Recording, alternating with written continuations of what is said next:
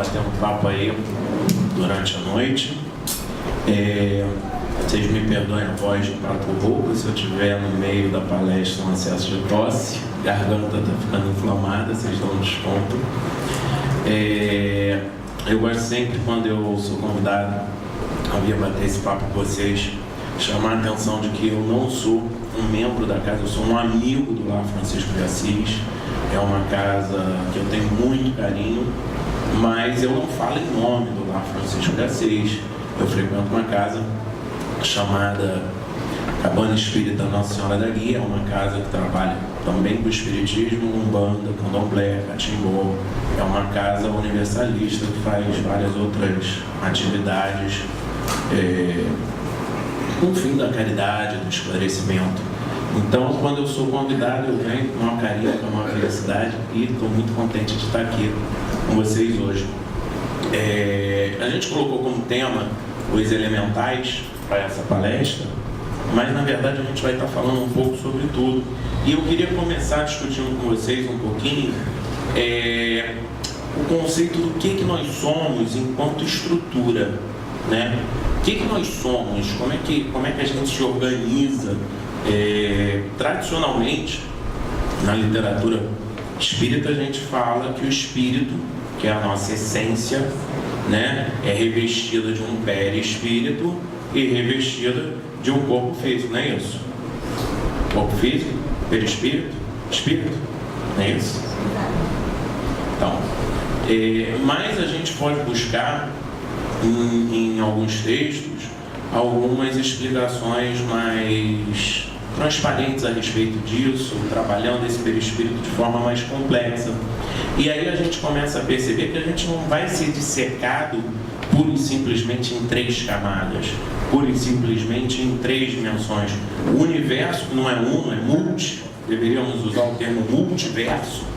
Ele tem múltiplas dimensões e nós existimos simultaneamente em várias dessas dimensões. No nosso processo evolutivo, cada vez mais a nossa mente vai estar vibrando em dimensões cada vez mais sutis. Então hoje nós somos revestidos de vários corpos, não somente de um, que seria o perispírito, e o segundo, o corpo físico, mas de vários. E a nossa mente, a Matiz faz uma associação muito interessante. A Matiz fala que a nossa mente, enquanto espírito, ela funciona como uma usina de produção de alta voltagem. E através de diversos corpos, até chegar no cérebro, passando pelo cérebro do perispírito, até chegar no cérebro do corpo físico, aquela ideia vai passando por transformadores, ela vai diminuindo a sua voltagem. O corpo físico é um limitador para nós. O corpo físico é um limitador para a nossa mente. E aí eu estava aqui sentadinho esperando, e para falar sobre isso eu pensei em fazer uma associação com vocês, uma brincadeira. Acho que ajuda a entender essa estrutura, essa divisão centenária em 7 corpos, tá? Quem está aí com sono, me diz aí, acorda, é hora de acordar para responder. O que eu tenho aqui na minha mão? Não, responde alto, vai. Isso, um copo. Isso é um copo? Ok, eu tenho aqui um copo plástico. Vamos brincar que esse copo plástico seja a gente, o nosso corpo. Ao invés de copo, pode ser corpo. Vamos botar um Rzinho aí. Então eu tenho aqui o nosso corpo físico. Pode ser? Aí eu tiro ele, você vai começar o teu processo de desencarne. Eu tirei ele. Não cabe aqui, vai do lado. Vai pra cá, ó. Desencarnou, foi embora. Você tem a projeção energética desse teu corpo, do pletério, a aura, que a gente já falou em outras ocasiões. Essa aura, ela também vai se desintegrar algum tempo depois do teu desencarne, igual ao teu corpo físico. É um corpo energético, tá? Dr. André Luiz, em Evolução em 2 Mundos, chama de aura, duplo etéreo ou corpo vital. Tudo bem, ele também vai se desfazer. E aí você é um espírito desencarnado, você tem um corpo astral. É aquele corpo que, quando a gente vai ler um livro como Nosso Lar, por exemplo, aqueles espíritos estão usando para se manifestar, para ir para um lado, para o outro. Só que no próprio nosso lar, eu acho que é um exemplo legal, o próprio Dr. André Luiz, assim como nós, quando dormimos, nos desdobramos, a nossa mente se projeta com o nosso corpo astral e a gente tem a liberdade de ir para diversos lugares, Dr. André Luiz, para poder visitar a mãe dele, que estava numa dimensão mais sutil, também adormeceu. E é legal que ele tem a imagem do barquinho indo pelo mar, subindo, ao invés de descendo. O que aconteceu ali? A mente dele, que normalmente usa este veículo aqui, que é o corpo astral, se desdobrou no corpo mental inferior. Você tem mais um corpo, o mental inferior. Enquanto que o astral é ligado à nossa mente instintiva, aos nossos sentimentos e emoções, o mental inferior, ele é de aonde você começa a desenvolver a sua mente intelectual. E aí você também pode descartar, e você tem mais uma camada, que é o mental superior, aonde você trabalha a sua mente espiritual, onde você começa a entender os rudimentos dos entendimentos relacionados à espiritualidade. E você também descarta, esse também é um corpo transitório. A mutabilidade faz parte da existência, em qualquer dimensão que a gente esteja. E aí você encontra aqui o corpo búdico. E esse corpo você também pode descartar, ele também é transitório. E sobra a nossa essência, o nosso corpo átmico, que na literatura espírita a gente chama de espírito. Ou seja, todos aqueles corpos plásticos que estão ali são o nosso perispírito. Nós podemos entendê-lo como algo que existe em diferentes dimensões. Isso é importante para a gente entender que eu quero trazer para vocês esse entendimento enquanto processo de criação do ser, enquanto processo de criação de nós, seres espirituais que fomos criados a partir do divino. Como que é esse processo de criação? Você vai exatamente pegando o princípio inteligente, fazendo ele começar a se manifestar nesses corpos mais sutis, e aos poucos você vai ter nesses corpos mais densos, como o corpo físico, e aos poucos você vai tendo a ativação desses corpos mais sutis. Agora eu vou ter trabalho de pegar esse troço todo de novo, espera aí. Fui inventar de fazer esse negócio agora. Vamos supor que esse copinho que está aqui agora seja uma pedra, um mineral. Se eu perguntar para um físico o que é isso, o que é uma pedra, ele provavelmente vai me dizer que é um monte de átomos aglomerados. Ou ele pode virar para mim e usar a explicação clássica de Einstein: matéria é luz condensada, é energia. É essa energia que faz com que esse quase nada de átomos se organizem em moléculas e formem essa pedra. O que é isso que faz com que esses átomos se mantenham organizados dessa forma na matéria?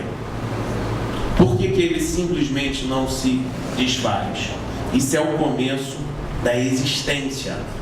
Nesse caso aqui, a pedra, o princípio inteligente, a energia divina, começa a ter manifestação. Isso aqui, gente, a pedra, é o começo da manifestação da energia divina. É o começo da individualização. Nós somos seres espirituais e divinos individualizados. Nós somos seres espirituais e divinos individualizados. Como aconteceu essa individualização? Começa aqui a se manifestar o princípio inteligente enquanto existir mineral. Leon Denis tem uma frase que é atribuída a ele, eu não sei se é dele, porque eu nunca vi esse livro nenhum dele, mas as pessoas gostam de dizer que é dele, que diz que o espírito, que é o que eu estou chamando de princípio inteligente, dorme no mineral, sonha no vegetal, acorda no animal. Algumas pessoas já devem ter ouvido essa frase. Então esse princípio inteligente que passa a se manifestar e a existir, não é um espírito individualizado, mas é a essência. Depois de milênios se manifestando, tem a oportunidade de passar para um outro reino, que é o vegetal. E aí você começa até a formação do duplo etéreo. Vou botar aqui o segundo copinho. Você começa a não só existir, ser aquele aglomerado, aquele monte de moléculas. Mais fácil. Aquele monte de moléculas, ele passa a aprender a agregar outras moléculas e crescer. E aí o princípio inteligente vai se manifestando no vegetal por muitos e muitos milênios. E aí ele começa a se manifestar num outro reino, o vegetal. Do vegetal vai para o animal. O animal começa a ter a sua formação conforme vai subindo dos animais mais simples, mais simplórios, até os mamíferos. Ele vai evoluindo e vai formando também o seu corpo astral. Isso tudo, gente, eu estou falando, quem quiser depois aprender de verdade, melhor do que isso aqui que eu estou falando rapidinho, pode estudar na evolução de dois mundos, em dois mundos do Dr. André Luiz, pelo Chico e pelo Paulo Vieira. E aí você tem um animal, começa a se manifestar esse princípio inteligente também numa terceira dimensão, que é a dimensão do corpo astral. Ele começa a formar instintos, que são rudimentos de inteligência. E conforme ele vai subindo na hierarquia dos animais em direção aos mamíferos, ele vai cada vez ficando mais individualizado. Até que você pega, por exemplo, um cavalo, e aquele espírito está totalmente, plenamente encarnado naquele único cavalo. E ele começa a poder manifestar emoções, sentimentos e ter até um rudimento de inteligência. Existem experimentos com cavalos fazendo operações de matemática. Eu conheço histórias de animais como bois que manifestam o sentimento de uma forma muito profunda. E quando esse animal, esse espírito, esse princípio inteligente começa a encarnar em animais domésticos mais próximos do homem, fica ainda mais claro isso. Quem aqui tem cachorro? Levanta aí a mão. Quem acha que o seu cachorro só falta falar, levanta a mão. Espera aí, eu perguntei quem tinha cachorro, um grupo levantou a mão. Agora tem mais mão levantada do que antes, tem alguma coisa errada. Mas enfim, tem gente que não convive com o animal, percebe o sentimento, a inteligência. Só falta falar, porque se comunicar, ele se comunica. E aí o que começa a acontecer? Esse princípio inteligente, esse espírito já está individualizado e já tem rudimentos de inteligência, já tem sensações, já tem emoções. Isso é o processo evolutivo. Qual é a próxima fase dele? Ele vai encarnar como homem, né, gente? Como homem, e depois, quando evoluir mais um pouquinho, como mulher, né? Não, como homem e mulher, vai alternando, tá? O que acontece? Esse momento de transição, ele é muito importante para o que eu quero conversar com vocês hoje. Tem como botar o data show? Por que ele é muito importante? Porque nesse momento de transição, quando esse espírito... Não, bota na primeira, senão o pessoal já vai lendo agora, vai me lascar. O pessoal já vai lá para o final. Isso, início. Nesse momento de transição, esse princípio inteligente, individualizado, que vem encarnando por milhões e milhões de anos, antes mesmo de encarnar em corpos humanos, ele já tem a capacidade de atuação sobre os fenômenos da natureza. que é o que eu quero tratar com vocês. Eu tenho o elemento, eu tenho aqui o mineral, por exemplo, que eu tratei com vocês, é o elemento. Este elemento, que poderia ser a água, poderia ser o fogo, não importa. Uma coisa é o elemento, eu tenho o elemento. Este elemento tem uma energia que ele irradia, energia elemental. Diversas tradições utilizam dos elementos da natureza para cura, para movimentação das energias de diversas formas diferentes e com diversos propósitos. Energia do elemento é energia elemental, mas existe o elemental. O elemental é o princípio inteligente que atua sobre aquele elemento da natureza. Não é o mar, não é a energia do mar. Eu estou falando do espírito, do princípio inteligente, por exemplo, que atua sobre o mar, movimentando ondas, provocando fenômenos. O elemental não é o elemento, nem a energia do elemento, mas esse princípio inteligente. Como diz Ramatiz no livro Voz de Aruanda, são espíritos que estagiam evolutivamente na contraparte etérica e astral das energias ligadas à natureza, atuando para o equilíbrio do planeta. Essa é uma definição de elemental dada por Ramatiz. E quando a gente fala de elemental, várias tradições místicas, várias tradições religiosas falam muitas coisas sobre espíritos da natureza. Você encontra 1000 falas diferentes. E eu preferi, por isso eu dessa vez pedi ajuda aqui do slide, porque eu preferi poder falar hoje com vocês seguindo exatamente a base do Espiritismo.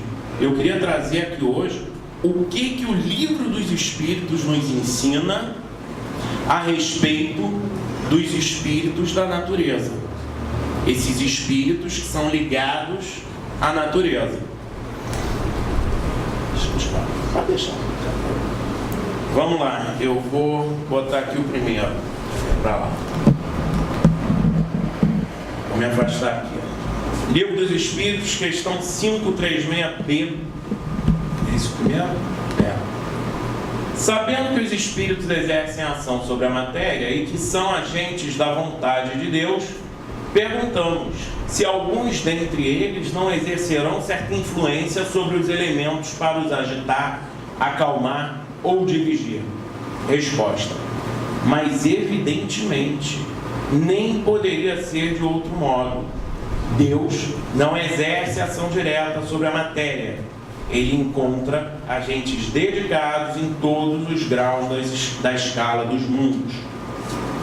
Eu tenho experiências ligadas a isso, eu vou citar aqui, pela cabana espírita. Como eu falei, a gente lá na cabana, que é uma cabana espiritualista, não é espírita, a gente faz vários tipos de trabalho. Estávamos fazendo um trabalho junto à natureza, junto ao mar. Em dado momento, uma médium canalizou um espírito que vem muito vinculado à energia do mar. E eu me vi numa situação de pouca fé, desesperado, porque na hora que o espírito se manifestou, o mar cresceu, uma senhora já de idade, aquela onda veio forte a gente estava no seco, uma onda veio forte de molhar a cabeça dela, e eu enfiar na frente com medo daquela senhora ser arrastada para dentro do mar, e ela ali canalizando a entidade. Isso eu já vi mais de uma vez, eu já vi, só com essa senhora eu já vi isso acontecer 2 vezes, e já vi com outros também. É um fenômeno natural. Quando a pessoa começa a lidar com espíritos que movimentam as energias da natureza, a gente vê que de fato esses espíritos modificam e atuam sim a natureza. E é impressionante como é muito rápido e muito instantâneo que isso acontece. Vamos para a próxima questão, para a gente aprofundar um pouquinho dentro da literatura espírita. 538. Formam categoria especial no mundo espírita os espíritos que presidem aos fenômenos da natureza?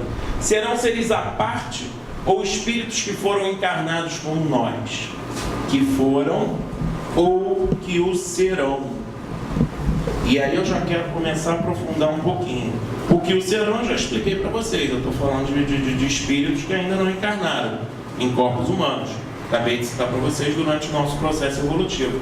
Um dia nós, inclusive, não mais encarnaremos como homens, né? Ramatiz usa a ideia da evolução do átomo ao arcanjo, né? Então chega algum momento que a gente se liberta do ciclo reencarnatório. Mas voltando, eu comentei de espíritos ligados à natureza que ainda não encarnaram, mas ali ele cita alguns que já foram homens.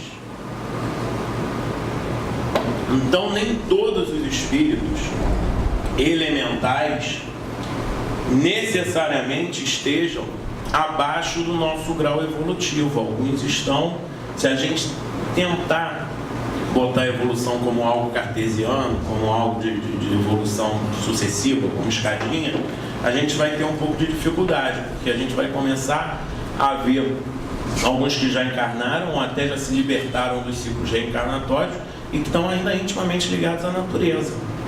Você começa a ver isso. O Bacelli tem um livro que o Inácio Ferreira, Dr. Inácio Ferreira, está indo em umas cavernas no umbral bem profundas, bem complicadas de acesso, para resgatar a pessoa que na última encarnação tinha sido Tomás Torquemada, o pior inquisidor da Espanha. E ele está indo lá fazer o resgate e ele esbarra com o espírito elemental ligado à terra. E ele ali comenta: olha, vocês às vezes criam um mito de que nós elementais somos transitórios, mas eu já encarnei como homem e não gostei e não pretendo encarnar de novo. E naturalmente, pela minha ligação com a terra, pela minha estatura, eu acabei nascendo como um anão. Esse cara, porque o perispírito é que molda, né, influencia profundamente o nosso corpo físico, né, na hora de reencarnar o nosso corpo físico. Tanto tem a ascendência genética, como tem a ascendência no nosso perispírito. Ele, sempre ligado à terra, pequenininho, acabou formando um homem encarnado, baixinho também, um anão, sem problema nenhum. Mas isso já é um ponto importante, porque mostra que a gente tem que ter muita humildade, muito respeito ao pensar nesse tipo de energia. E não pensem vocês que esse tipo de energia não seja movimentado em todas as tradições religiosas.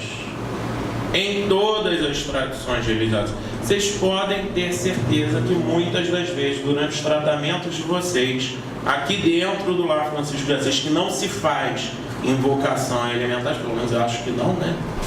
Mas vocês podem ter certeza que espíritos ligados à natureza dão apoio aos trabalhos, ou muitas vezes são responsáveis por determinado trabalho que acontece na parte astral. Não tenham dúvida disso. Por quê? Porque nós, a partir do momento, seres humanos, encarnados, né, nós já temos o nosso corpo mental inferior também atuando. Nós temos uma capacidade terrível e fabulosa de plasmar o que a gente pensa. E nesse momento, nós, pelo nosso pensamento contínuo, nós que já estagiamos junto à natureza, nós que antes de encarnarmos aqui como princípio inteligente em corpos hominais, também já encarnamos e aprendemos uma série de lições e uma série de informações nos reinos da natureza. Quando nós adquirimos, como homem, a capacidade do pensamento contínuo, nós criamos e plasmamos, não só emanamos a nossa onda pensamento, mas ela pode se materializar como uma forma pensamento. A forma pensamento chega a confundir alguns videntes. Você pega um médium que tem a capacidade de ver, ele às vezes vê uma forma pensamento igual a uma pessoa e acha que é um espírito, e não é. É um pensamento que está tão adensado que se manifesta como um espírito. E essa forma, ou como um objeto, ou como uma coisa qualquer. Essa forma pensamento, ensina Ramatiz, que ela sai marcada pelo elemento que nós mais temos na nossa Constituição, ou que mais estamos vibrando naquele momento. Então, muitas vezes, essa forma de pensamento, se ela não é positiva, se ela é de alguma forma dentro daquilo que a gente taxa como negativo, ela vem muito pesada, ela vem muito densa, e ela continua existindo mesmo que a pessoa pare de pensar. E fica aglutinada a aura, ou da pessoa que pensou, ou do alvo daquele pensamento. E é aí que muitas vezes no tratamento você precisa do apoio desses elementares. Porque, por exemplo, na forma de pensamento que tenha dessas negativas, dessas pegajosas, que tenha muito da energia da Terra, você tem duas formas de você fazer o encaminhamento dela para ser desfeita, para se desfazer. Ou você pega e vai passear junto à natureza, como referência, porque por associação, o elemento natural que tem naquela forma de pensamento, quando encontra aquele elemento natural no elemento, se associa e fica. Por isso que a gente, quando caminha na beira do mar, a gente descansa. Quando abraça uma árvore, verdadeiramente com o coração, a gente se alivia, a gente se liberta. Porque essas ondas de pensamentos e formas de pensamentos que estão agregadas, por associação ficam ali, e você se descarrega, se liberta daquele peso. Então, é de fundamental importância que muitas vezes num trabalho em que nós não temos o elemento, nós tenhamos o elemental. Então, se você chega numa casa espiritualista, você vai fazer um tratamento que vai mexer no teu corpo astral para tratar uma deficiência que você tenha no teu perispírito. Você não pode entrar sujo, impregnado, cheio de formas de pensamentos pesadas e densas que você foi colando na tua aura, ou você foi pensando. Você precisa exatamente antes, no momento em que você se abre, que você faz uma reflexão, que você faz uma oração, quem tem responsabilidade de encaminhar aquela forma de pensamento vai se apresentar e vai fazer o encaminhamento para que você possa ir já com a sua asepsia feita. Já basta as suas próprias sujeiras mentais, ainda vai ter as outras agregadas, né? Vamos dar menos trabalho para os espíritos que estejam dirigindo um determinado tratamento. E aí eu acho que a gente ainda tem mais uma questão que eu quero ler. Pertencem esses espíritos às ordens superiores ou às inferiores da hierarquia espírita? Isso é conforme seja mais ou menos material, mais ou menos inteligente o papel que desempenham. Uns mandam, outros executam. Os que executam coisas materiais são sempre de ordem inferior, assim entre os espíritos como entre os homens. Essa pergunta dos livros dos espíritos reforça tudo isso que a gente está falando, a ideia de que esses elementais, que nada mais são do que princípios inteligentes, como todos nós aqui presentes nessa sala, não existe essa distinção tão clara assim, podem se organizar em hierarquias de muito conhecimento. Alguns presidem os fenômenos, outros executam. Acho que ainda tem mais uma. A produção de certos fenômenos das tempestades, por exemplo, é obra de um só espírito ou muitos se reúnem formando grandes massas para produzi-los. Reúnem-se em massas inumeráveis. Então, muitas vezes, mais uma vez, o livro dos Espíritos nos ensinando como eles se organizam. Muitas vezes em massas inumeráveis. Eu vou resumir para vocês a próxima questão, que ela é interessantíssima. Os espíritos que exercem ação nos fenômenos da natureza operam com conhecimento de causa, usando do livre-arbítrio, ou por efeito de instintivo ou irrefletido impulso? A questão é grande, eu vou ler para vocês. Vou falar, vou comentar, porque ele faz a analogia com os corais, que você tem milhões de seres minúsculos atuando juntos e fazendo surgir no meio do oceano ilhas e arquipélagos de corais, muitos sem ter consciência do que estão fazendo. Então, quando esses fenômenos da natureza acontecem, muitas vezes o princípio inteligente, assim como eu falei para vocês que o princípio inteligente está aqui, ó, nessa madeira, no metal de um anel, está presente em tudo, fazendo existir. O fenômeno da natureza não é uma energia louca, dispersa, sem ordem, sem sincronia. Essa sincronicidade que faz com que tantas coisas aconteçam para gerar uma tempestade, para gerar um movimento qualquer da natureza, reúne a energia de milhões, às vezes, de espíritos ligados àquela natureza. E muitos até sem perceberem que estão se movimentando nesse sentido. Daí, a partir do momento em que eu já falei com vocês da nossa capacidade de plasmar formas de pensamentos, delas serem associadas a elementares, eu quero provocar em vocês uma reflexão sobre o nosso pensamento, sobre o tipo de pensamento que nós temos. Nós somos co-criadores com o Pai. O Pai, o Livro dos Espíritos, eu li aqui para vocês, ele não atua diretamente na matéria. Ele não atua diretamente na matéria. Se voltarmos em Evolução em Dois Mundos, ele pergunta, como que surgiu a matéria? Foi Deus que criou? Não. Ele fala em espíritos em profunda e intensa comunhão com Deus, que manifestaram e executaram a vontade do divino o incriado.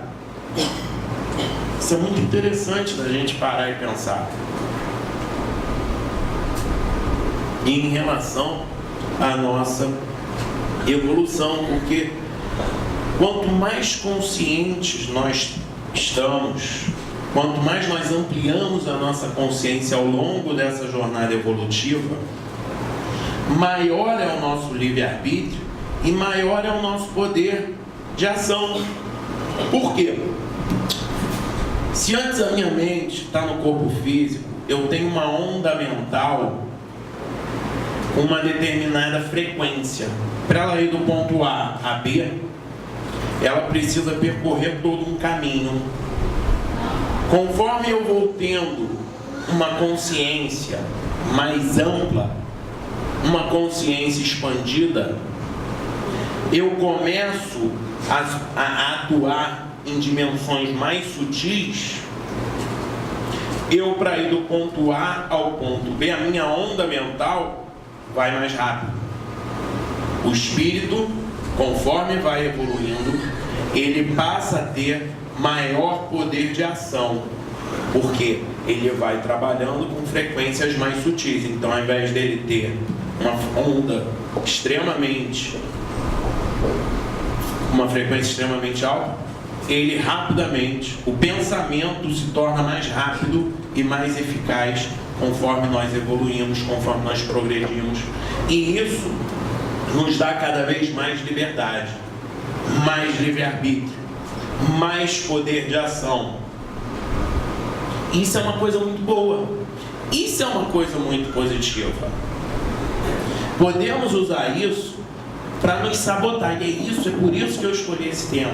Eu queria provocar hoje, sei que essa é a última palestra do ano, e eu queria provocar uma reflexão sobre o nosso poder. Porque com essa minha mente, eu posso estar plasmando formas de pensamentos densas e negativas que vão ficar grudadas em mim ou no meu próximo e que vão atrair coisas semelhantes. Eu posso, através do pensamento de lamúria, de reclamação, de preguiça mental, de ficar procrastinando as coisas que eu poderia fazer logo. Quando eu pego e tenho esses vícios mentais, eu posso estar me sintonizando, criando elo com outras consciências que pensam e sentem igual. A Matiz fala em bolsões de espíritos sofredores do encarnado que tende à lamúria, a se fixar, a se apegar à tristeza. A gente tem uma tendência a se apegar a qualquer coisa, até o que é ruim a gente se apega. A gente se apega a uma tristeza, se apega a uma dor e fica se vitimizando. Quando isso acontece, eu, além de estar criando esse tipo de forma de pensamento, que vai criar uma verdadeira um verdadeiro escudo de pó e de cinzas à minha volta, me impedindo de brilhar e de ver a luz, cada vez eu vou ficando mais triste, me sintoniza e cria elos com outras pessoas, encarnadas ou desencarnadas, que pensem iguais. Ele, quando fala de bolsão de espíritos sofredores, ele cria a imagem de uma piscina redonda, onde várias pessoas começam a girar no mesmo sentido. Aquele movimento, aquela correnteza é formado pelas pessoas, mas quando uma tenta parar, o que acontece com ela? Gente, alguém fala, por favor. Cutuca quem está do teu lado dormindo, vai. Ela é sugada junto. Ela é sugada junto, ela vai ser arrastada. Então, o bolsão de espíritos sofredores, dezenas, centenas, milhares de mentes que se ligam, por exemplo, lamentando uma determinada dor, aquilo dali, ao mesmo tempo que elas vão criando um movimento mental, também vão sendo arrastadas por esse próprio movimento. Esse poder de criação, de nos ligarmos a outras consciências e de interagirmos na matéria é muito sério e pode ser usado de forma positiva. Há um tempo atrás fez muito sucesso um filme que não contava nada de novo, mas botaram uma formatação linda, maravilhosa, que foi O Segredo. Foi um documentário muito bem produzido.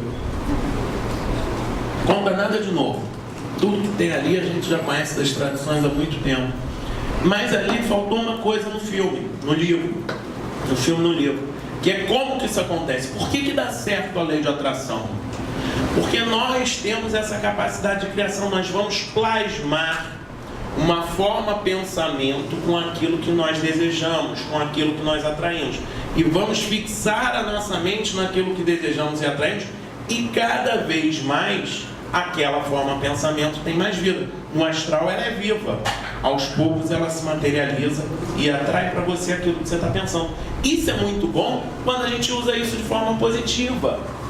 Então, é muito legal que a gente, ao invés de pegar e se fixar em culpas, remorsos, arrependimentos, quem fica pensando muito no passado, ou quem fica pensando demais no futuro, que fica cultivando ansiedade, comece a pensar em vir para o aqui e para o agora.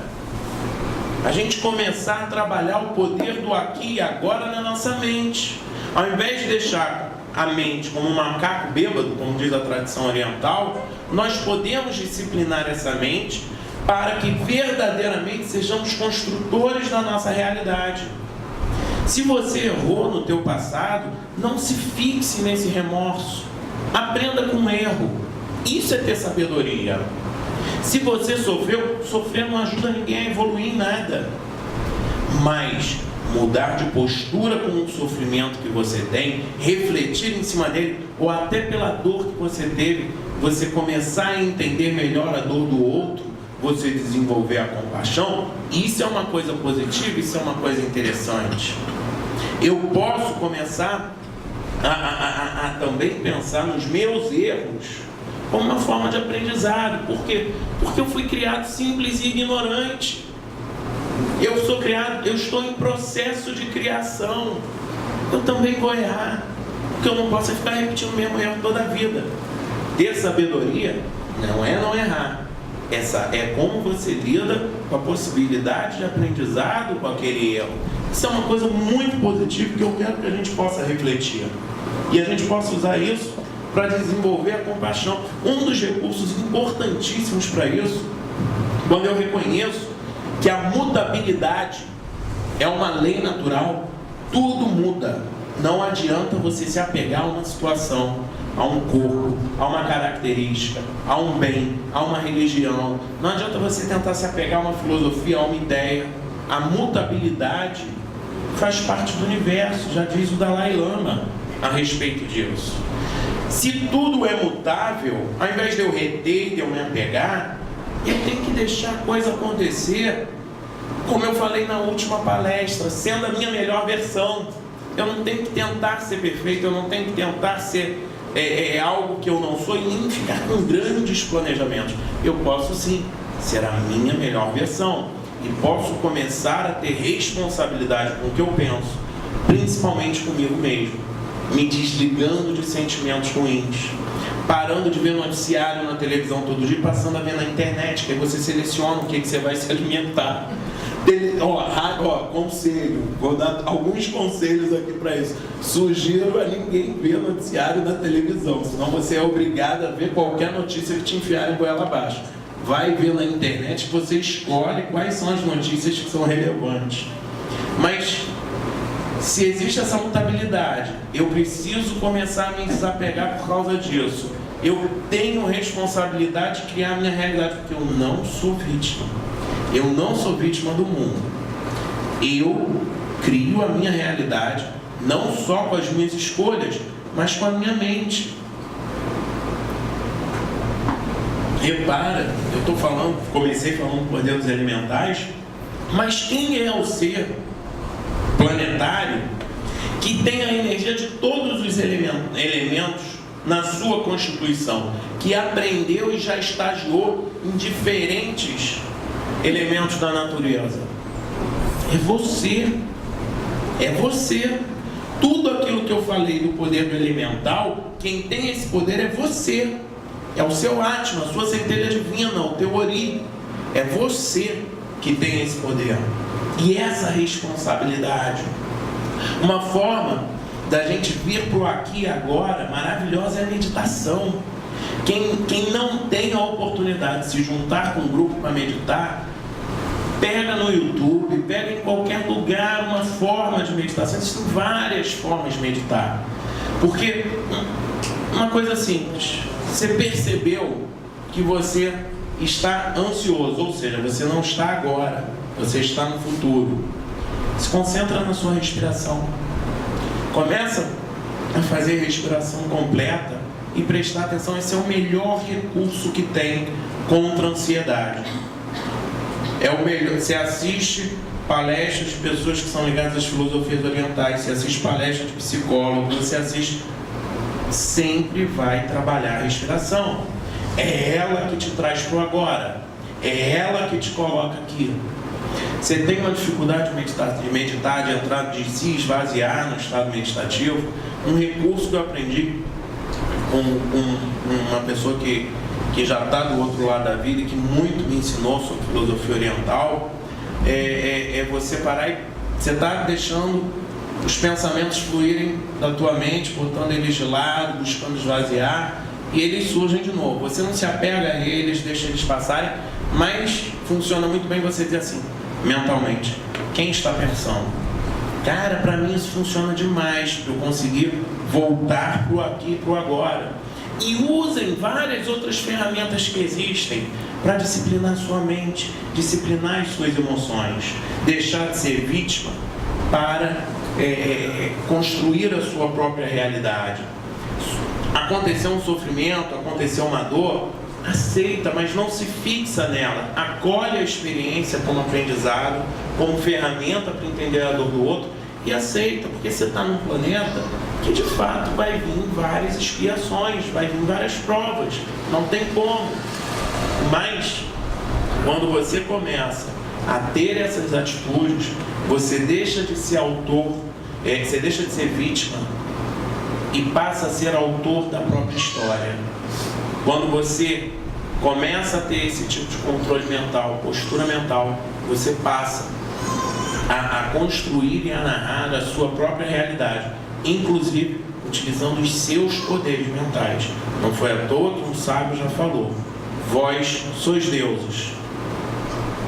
Isso é muito sério. E essa reflexão é muito importante. Porque quando você admitir isso, que a centelha divina habita dentro de você, que é o teu Atma, o teu corpo átmico, quando você reconhecer isso, você vai deixar de ser dominado pela vida, vai passar a dominar, vai ampliar a sua consciência e vai ter mais liberdade de ação. E isso é uma coisa muito boa, muito importante. Eu hoje estava conversando com uma pessoa sobre uma fala de Sai Baba e aprofundei o entendimento. Sai Baba foi um grande guru que teve na Índia, um avatar, encarnação do divino, e perguntavam para ele se ele era Deus. Ele respondia que sim. E você também. A diferença é que eu sei disso e você não. Quando ele diz isso, ele não está dizendo que ele sabe que ele é Deus. Ele está dizendo que ele sabe que você é Deus e você não. E que você pode mobilizar hoje os teus recursos internos, os teus recursos afetivos e os teus poderes psíquicos para começar a transformar a natureza à sua volta. Mas que se você reconhecer que o seu irmão também o é, se você reconhece que o seu irmão também o é, você começa a perceber a unidade. Você deixa de ser irmão para ser uno.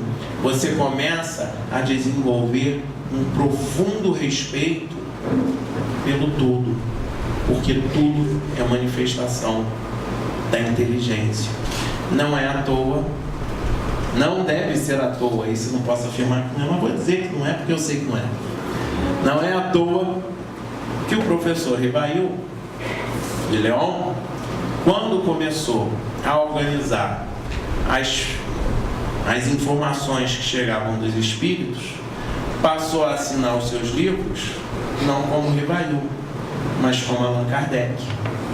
Porque Allan Kardec foi o nome que ele adotava na Gália quando ele era druida, quando ele era sacerdote e prestava cultos à natureza. O nome, esse nome tem internamente um poder muito maior do que um simples pseudônimo para não causar confusão. Quando ele fala esse nome, Allan Kardec, ele está buscando todas essas energias que ele aprendeu a movimentar, ainda encarnado como druida na Gália, como sacerdote, prestando culto às forças da natureza.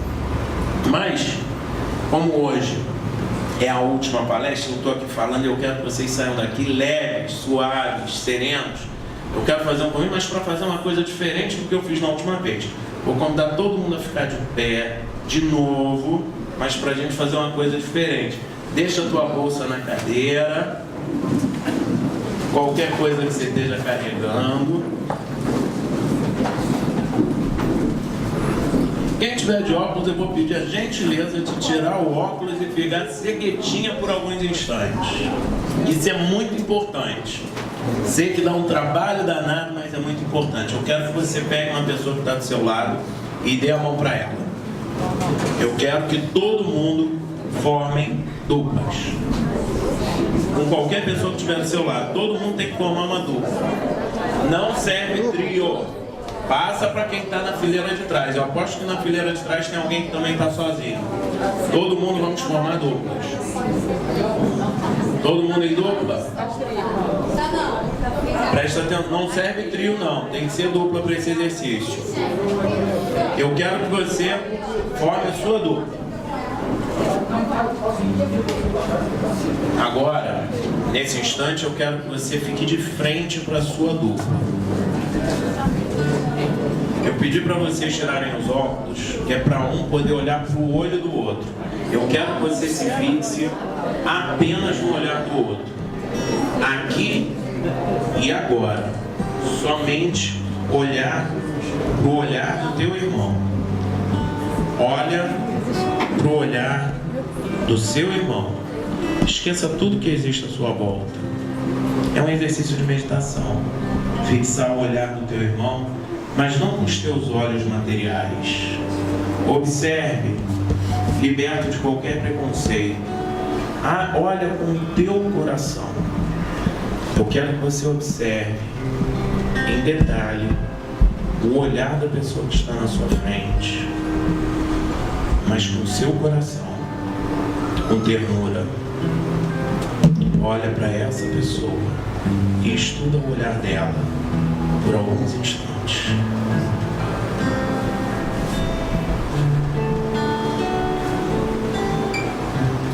Eu quero lhe fazer uma pergunta, ainda fixando com o coração essa outra pessoa. Se Deus viesse agora, na forma dessa pessoa que está na sua frente, você o receberia bem? Como você reagiria se Deus assumisse a forma que está aí na sua frente.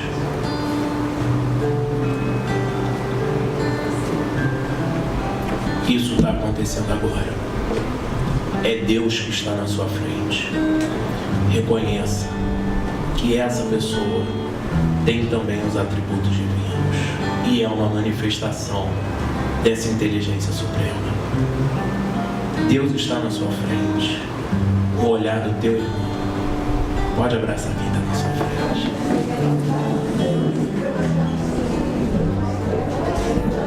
Eu quero convidar todo mundo a se abraçar, a cumprimentar quem está do seu lado com o coração.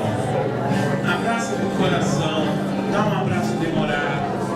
Sente o coração de quem está ao seu lado. Sente esse coração. Abraça com o teu coração. E para que a gente possa viver com leveza, viver aqui e agora, para que todos nós possamos nos libertar das nossas culpas, para que nós possamos nos libertar de qualquer elo mental, eu vou convidar todo mundo a cantar com o Vitor uma canção. Todos juntos. Devia ter amado mais, ter chorado mais, ter visto o sol nascer. Devia ter arriscado mais e até errado mais, ter feito o que eu queria fazer. Queria ter aceitado as pessoas como elas são.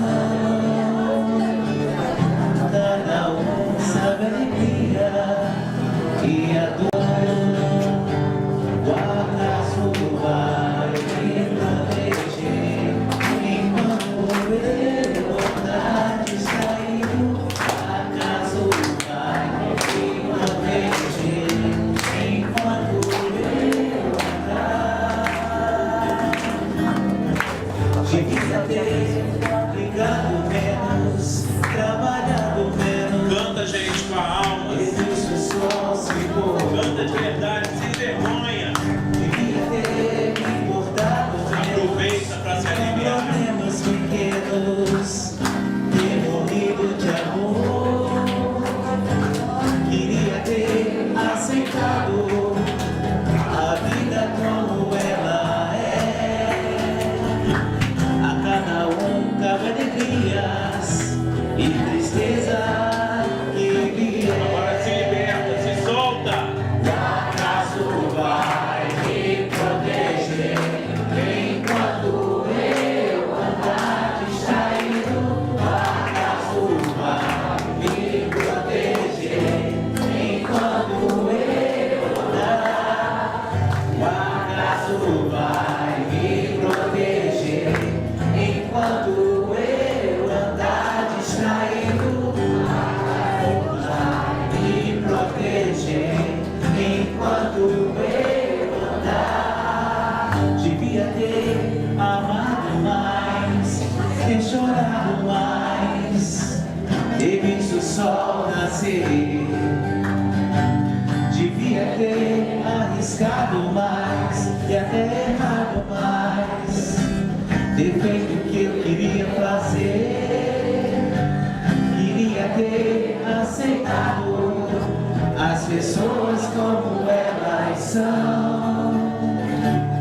Cada um sabe a alegria e a dor que traz no coração. Deus vai me proteger enquanto eu andar distraído. Deus vai proteger enquanto eu andar. Devia ter complicado menos, trabalhado menos, ter visto o sol se pôr. Devia ter importado menos com problemas pequenos, ter morrido de amor. Queria ter aceitado a vida como ela é. A cada